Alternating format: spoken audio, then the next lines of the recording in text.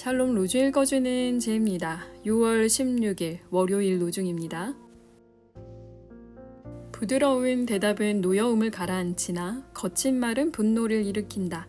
잠언 15장 1절. 그리스도 안에서 얻은 믿음과 사랑으로 내게서 들은 건강한 말씀들을 본보기로 삼으시오. 디모데후서 1장 13절. 주님을 사랑하듯 이웃을 사랑하는 하루 보내세요. 샬롬 하울람. 샬롬, 좋은 아침입니다. 오늘도 말씀과 기도로 하루를 여는 우리 서로님들을 축복합니다. 오늘은 바울의 자신감이라고 하는 주제로 함께 로중 본문 나누려고 합니다. 디모데에서는 우리가 잘 아는 대로 바울이 아들처럼 여겼던 디모데에게 목회에 대한 지침으로 쓴 글이에요. 그래서 목회서신으로 분류가 됩니다. 앞으로 젊은 디모데가 교회를 맡아서 목회를 해야 되는데 내가 너에게 남기고 갈 건 이거밖에 없다 라는 관점에서 쓴 책입니다. 바울은 디모데후서 1장 10절에서 고난을 부끄러워하지 않고 감사할 수 있음은 예수 그리스도께서 죽음을 패하시고 영원한 생명의 길을 보여주셨기 때문이라고 이야기를 해요. 그게 바로 복음이기 때문에 그걸 전하다가 자기가 고난을 당한다고 해도 죽는 게 아니라 다시 사는 부활에 동참하는 일이라고 확신했기 때문에 고통당하는 걸 부끄러워하지 않을 수 있었습니다. 바울은 구약에 능통한 사람이에요. 그러니까 율법에 능통한 사람입니다. 그러나 그는 예수의 삶과 가르침, 특히 희생과 부활을 중심으로 이 율법을 완전히 재해석해요. 그러니까 율법이라고 하는 건 갈라디아서나 로마서를 보면 내가 어떤 삶을 살고 있는지 깨닫게 하는 초등 교사로 묘사를 합니다. 율법은 내가 죄가 있다는 걸 드러내는 도구라는 거죠. 근데 율법은 그 죄를 해결하는 방법을 제시하지만 그 방법대로 할 수 있는 사람을 극도로 제한해요. 근데 예수는 율법이 아니라 자신의 삶과 희생과 부활을 통해 새로운 삶의 길을 여셨기 때문에 율법보다 훨씬 더 위에 있다고 바울은 해석합니다. 그러니까 예수를 따르는 길이야말로 구약 성서를 통해 하나님이 주셨던 생명의 말씀인 율법을 온당히 지키는 거라고 이야기를 해요. 그러니까 구약에 나와 있는 원래 율법의 내용과 상당히 다른 관점을 가지고 있는 거죠. 그러면서 앞으로 교회에서 목회를 하기 위해 디모데가 탑재해야 할 관점도 바로 그거라는 걸 권면하는 겁니다. 너는 어려서부터 성경에 익숙하지 않냐? 구약의 율법 능통하지 않았냐?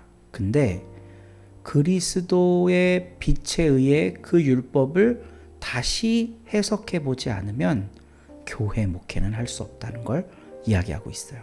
여기서 저는 바울의 자신감을 엿보는데요. 디모데한테 나처럼 해라 라고 얘기하는 겁니다. 오늘 가르침의 본문은.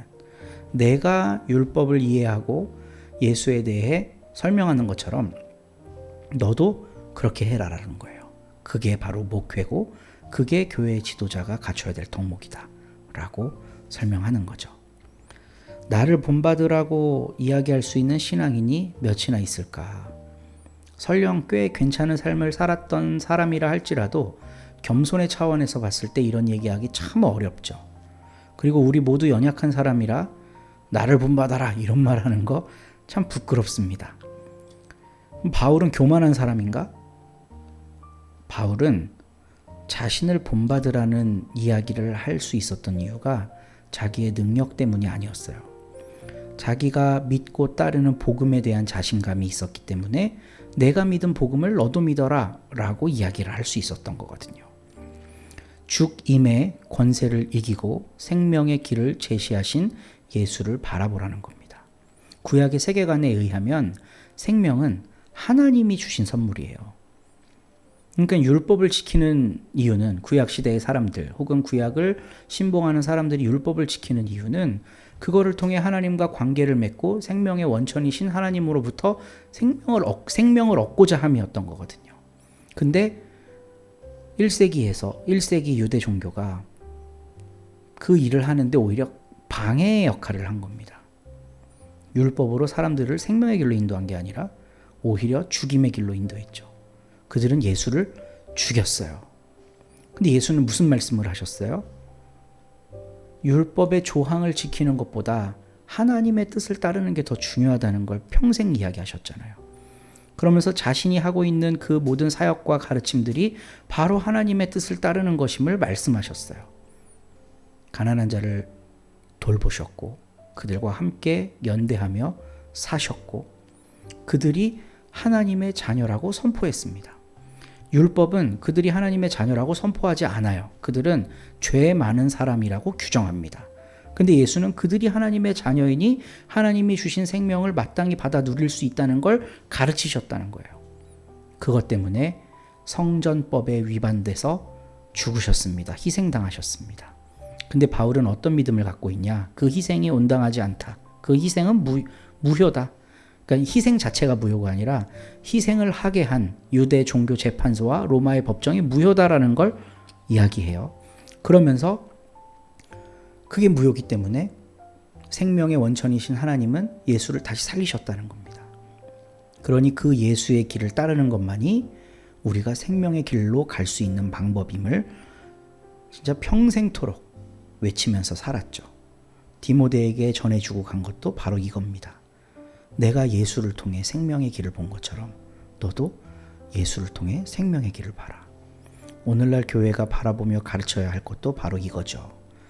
우리 교회가 갖고 있는 여러 가지 전통들, 관습들, 이거를 통해 생명으로 나아갈 수 있는 게 아니라 성경에 드러난 예수님의 가르침과 그분의 삶 속에 생명의 길이 있음을 가르치는 것, 이게 바로 교회가 해야 할 일이라는 겁니다. 우리 교회도 그 일을 할 수 있는 교회 되기를 소망합니다.